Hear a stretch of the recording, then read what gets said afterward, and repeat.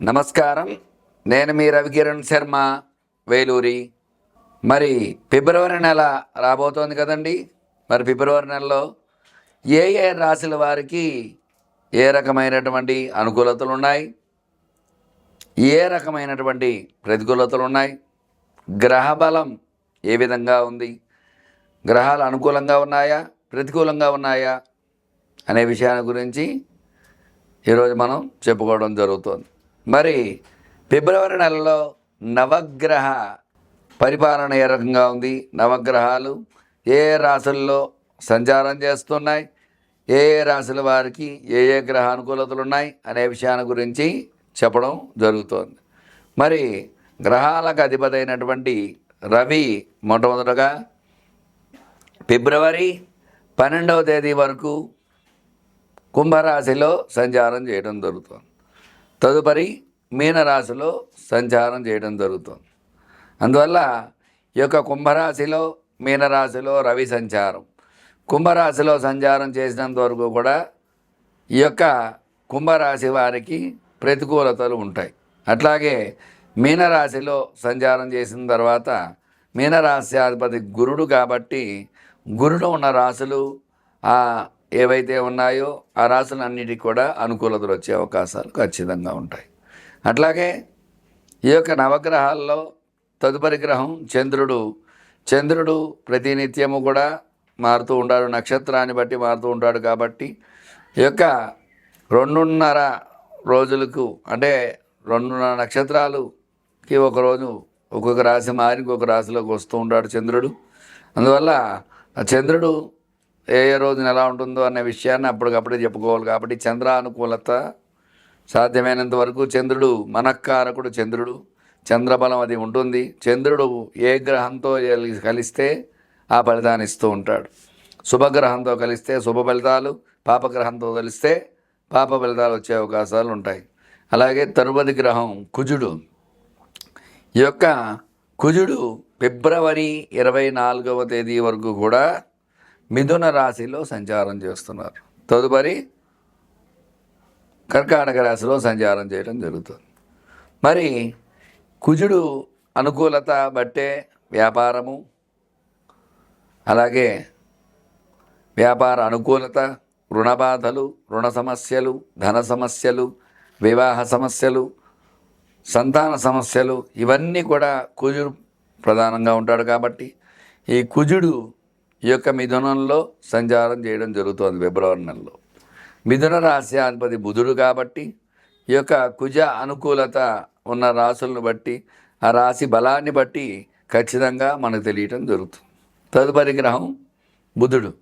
బుద్ధి కర్మానుసారిణి, మన బుద్ధిని బట్టి మన కర్మ అనేది జరుగుతూ ఉంటుంది. కాబట్టి ఈ యొక్క బుధుడు 13 వరకు కుంభంలో తదుపరి మీనంలో ప్రవేశిస్తున్నాడు. మరి కుంభంలో ప్రవేశించినప్పుడు శనికి బుధుడు శత్రువు అయితే కాదు, మిత్రుడే. కాబట్టి ఆ యొక్క బుధ సంచారం శని క్షేత్రంలో సంచారం చేసినప్పటికీ కూడా బుధ సంచారం అనుకూలంగా ఉంటుంది. అలాగే తదుపరి మీనంలో అనుకూలంగా ఉంటుంది. ఎందుకంటే గురుడికి కూడా బుధుడు సముడే తప్ప శత్రువు అయితే కాదు. అందువల్ల ఈ యొక్క బుధ అనుకూలత అనేది ఈ నెలలో ఉంటుందన్నమాట అన్ని రాశుల వారికి. తదుపరి గురుడు ఆ బృహస్పతి సంచారం వృషభంలో సంచారం చేయటం జరుగుతుంది. మరి వృషభ రాశ్యాధిపతి శుక్రుడు, అంటే శుక్రక్షేత్రంలో గురు సంచారం చేయడం జరుగుతుంది. ఈ గురు సంచారం చేయడం వల్ల గురు అనుకూలత అనేది ఖచ్చితంగా ఏర్పడటం జరుగుతుంది. ఎందుకంటే ఫైనాన్స్గా చూసుకున్నట్లయితే శుక్రుడు అధిపతి, మరి విద్య, ఉద్యోగం ఇట్లాంటి వాటికి చూసుకున్నట్టు గురుడు అధిపతి. అటువంటి గురుడు శుక్రక్షేత్రంలో పడటం వల్ల అటు ఉద్యోగము మరియు ఈ యొక్క విశేషమైనటువంటి ధనం ఈ రెండు కూడా గురు బలం వల్ల వస్తూ ఉంటాయి. మరి తదుపరి శుక్రుడు మీనంలో సంచారం చేయడం జరుగుతుంది. మరి మీనరాశ్యాధిపతి గురుడు, మరి అదే మీనంలో రాహు సంచారం చేయడం జరుగుతుంది. అంటే శుక్ర రాహువుల కలయిక వల్ల కొంచెం ఇబ్బందులు వస్తూ ఉంటాయి. దంపతుల్లో అన్యోన్యత లోపించడం అట్లాంటివి చిన్న చిన్న సమస్యలు అవి కొన్ని రాశుల వారికి వచ్చే అవకాశాలు ఉన్నాయి. మరి తదుపరి శని సంచారం, శని కుంభంలో సంచారం చేయడం జరుగుతుంది. కుంభరాశి అధిపతి శని కాబట్టి శని అనుకూలత ప్రతికూలతను బట్టి ఉంటుంది. శని వల్ల శని భగవానుడు ఆయన అనుగ్రహం ఇస్తే చక్కగా వివాహం జరుగుతుంది, చక్కటి ఉద్యోగం వస్తుంది, చక్కటి సంతానం కలుగుతుంది. చక్కటి అనుకూలతలన్నీ కూడా శని భగవానుడి వల్ల వస్తూ ఉంటాయి. మరి ఆయన ప్రతికూలిస్తే అనారోగ్యం వస్తుంది, వివాహం సరిగ్గా సెట్టు కాదు, డబ్బు ఎలా వస్తే అలా ఖర్చు అవుతూ ఉంటుంది. ఇట్లాంటి సమస్యలన్నీ శని భగవానుడు వల్ల. ఈయన కుంభంలో సంచారం చేస్తున్నారు ఈ నెలలో. తదుపరి రాహు సంచారం, రాహు మీనంలో సంచారం చేస్తున్నారు. రాహు భగవానుడు అంటే సర్పకారకుడు, రాహుకేతువులు. రాహు వల్ల చక్కటి అనుకూలతలు ఉన్నాయి, చక్కటి ప్రతికూలతలు ఉన్నాయి. రాహు వల్ల దృష్టి దోషాలు, నరదృష్టి, నరఘోష ఇట్లాంటివన్నీ వస్తూ ఉంటాయి. అట్లాగే రాహు దృష్టి దోషాలు అంటే కళ్ళకు సంబంధించి వ్యాధులు, అలాగే నరాలకు సంబంధించి వ్యాధులు ఇట్లాంటివన్నీ రాహు వల్ల వస్తూ ఉంటాయి. తర్వాత కేతువు జ్ఞానకారకుడు, కన్యలో సంచారం చేయడం జరుగుతుంది. ఈ కేతు సంచారం వల్ల కన్యామిథునయో బుధః అన్నారు. అంటే బుధుడు అధిపతి. బుధవారానికి అధిపతి ఎవరండి? విష్ణుమూర్తి, గణపతి, అయ్యప్ప స్వామి ఇట్లా విశేషంగా చాలామంది ఉన్నారు.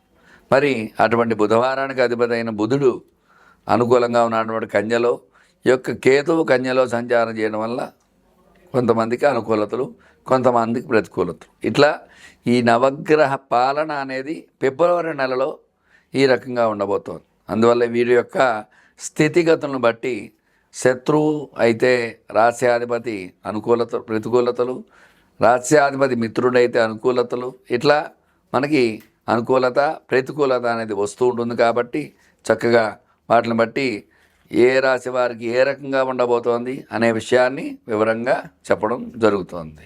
నమస్కారం, మీ రవికిరణ్ శర్మ, వేలూరి.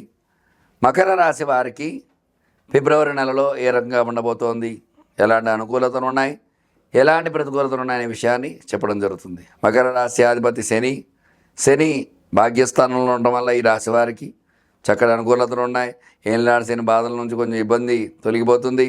ఆరోగ్యం బాగుంటుంది. ఆరోగ్యపరంగా ఇబ్బందులు అవన్నీ కూడా తొలగిపోతాయి. రుణ బాధల నుంచి బయటపడే అవకాశాలు ఉంటాయి. వ్యాపార పరంగా, అభివృద్ధి పరంగా ముందుకు వెళ్ళే అవకాశం ఉంటుంది. వ్యాపారంలో అధిక లాభాలు ఆర్జించే అవకాశాలు ఖచ్చితంగా ఉంటాయి. వీళ్ళు అనేక రకాల ప్రయత్నాలు చేస్తూ ఉంటారు. వ్యాపారాన్ని ఏ రకంగా అభివృద్ధి చేయాలని ఆలోచిస్తూ ఉంటారు. వ్యాపార అభివృద్ధి ఖచ్చితంగా ఉంటుంది. అట్లాగే వివాహ ప్రయత్నాలు చేసేవారికి చక్కటి వివాహ అనుకూలత 60% వరకు ఈ రాశి వారికి అనుకూలతలు ఉన్నాయి. అందువల్ల మిగతా 40% వారికి చిన్న చిన్న పరిహారాలు చేసుకున్నట్లయితే చక్కటి అనుకూలత, వివాహ పొంతన బాగుందా లేదా అనే విషయాన్ని చూడాలి. అందువల్ల చక్కటి పొంతన చూపించుకొని చక్కటి సంబంధాలు అవి చేసుకోవడం జరుగుతుంది. అట్లాగే సంతానం గురించి ఎదురు చూసేవారికి సంతాన అనుకూలత ఖచ్చితంగా ఉంటుంది. చక్కటి శుభవార్తలు వింటారు, చక్కటి సంతానాన్ని పొందుతారు. అట్లాగే రుణ బాధల నుంచి కొంతవరకు ఇబ్బందులు ఎక్కువ ఉంటాయి. అలాగే స్టాక్ మార్కెట్స్, స్టాక్స్లో పెట్టుబడి పెట్టేవారికి ఈ నెలలో కొంచెం స్టాక్స్ పెరిగే అవకాశాలు ఉన్నాయి. ఖచ్చితంగా స్టాక్స్ పెరిగి లాభాలు ఆర్జించే అవకాశం ఉంటుంది. అట్లాగే రియల్ ఎస్టేట్ వ్యాపారం చేసేవారికి గత నెలలో కంటే కూడా ఈ నెల కొంత అనుకూలంగా ఉంటుంది. గత నెలతో పోల్చుకుంటే ఈ నెల కొంచెం లాభాలు వచ్చే అవకాశాలు ఉన్నాయి. రియల్ ఎస్టేట్ వ్యాపారం కొంచెం వరకు పర్వాలేదు, బాగానే ఉంటుంది. అట్లాగే సినీ పరిశ్రమ కూడా గత నెలతో పోల్చుకుంటే ఈ నెల అనుకూలంగా ఉంటుంది. ఏళ్ళనాడు సినీ బాధలు దొరుకుతాయి. సినీ రంగంలో కూడా విజయకేతనం ఎగరవేయడం ఖచ్చితంగా జరిగి తీరుతుంది. వ్యవసాయంగా చూసుకున్నట్లయితే వ్యవసాయ అనుకూలత ఉంటుంది. పంట దిగుబడి బాగుంటుంది. వ్యవసాయ అనుకూలత వల్ల రైతులకు కూడా అనుకూల యోగాలు వచ్చే అవకాశాలు ఉన్నాయి. అయితే ఆరోగ్యపరంగా చిన్న చిన్న సమస్యలు వస్తూ ఉంటాయి. కొంచెం జాగ్రత్త వహించుకుంటూ ఉండాలి వీళ్ళు. అలాగే మొత్తపై చూసుకున్నట్లయితే ఈ రాశి వారికి ఈర్ష్య, అసూయ, ద్వేషాలు ఎక్కువగా ఉంటాయి. వీళ్ళు ప్రతి గురువారము కూడా ఇంటి ముందు కర్పూరం వెలిగించి విశేషముగా కొబ్బరికాయ తీసి కొట్టినట్టయితే నరదృష్టి, నరకోశ బాధను విముక్తి చెందారు. అట్లాగే వీళ్ళు విశేషముగా ప్రతి అమావాస్యకి, పౌర్ణమికి కూష్మాండ బలి చేస్తే ఆ దృష్టి దోషాలు అవి నివారణ అవడం జరుగుతుంది. కూష్మాండాన్ని పగలగొట్టి పసుపు కుంకుమ వేసి బలిహరణ చేసినట్లయితే విశేష అనుకూల యోగాలు వచ్చే అవకాశాలు ఖచ్చితంగా ఉంటాయి.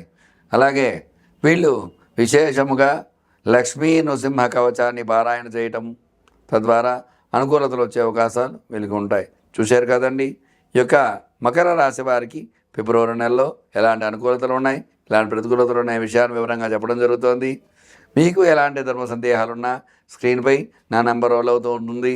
మీరు నన్ను సంప్రదించినట్లయితే సమస్య నీది, పరిష్కారం నాది. ఖచ్చితంగా ప్రతిదానికి శతకోటి దరిద్రాలకి అనంతకోటి ఉపాయాలు అన్నట్టుగా ప్రతిదానికి పరిష్కారం ఖచ్చితంగా ఉంటుంది, మీకు చెప్పడం జరుగుతుంది. మీ రవికిరణ్ శర్మ, వేలూరి. నమస్కారం.